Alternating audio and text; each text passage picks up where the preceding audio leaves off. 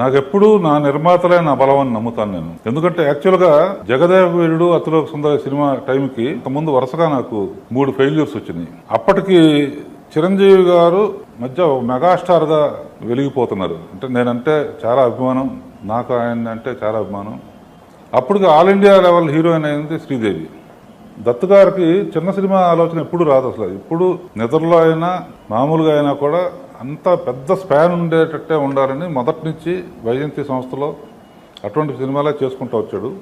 Newton cinema నేను ఇట్లాంటిదే ఒక 4 లైన్లు వీరేంద్రనాథ్ చెప్పినే ఆ కథే మనం తీద్దాం సినిమాగా, ఇదే తీస్తున్నాం అని నేను రాఘవేంద్రరావు గారికి చెప్తే శ్రీదేవిని అత్యద్భుతంగా చూపించగలరు కాబట్టి రాఘవేంద్రరావు గారు అనుకుని రాఘవేంద్రరావు గారితోనే డిస్కషన్ స్టార్ట్ చేసి అప్పుడు ఏదైనా 1-2 సినిమాలు రాఘవేంద్రరావుకి కూడా డల్గా ఉన్న టైంలో ఆయన కూడా చాలా ఎక్కువ కాన్సన్ట్రేట్ చేసి డైరెక్టర్గా ఎవరు అనేసరికి రాఘవేంద్రరావు గారి పేరు మా అందరం కలిసి ప్రస్తావించాం.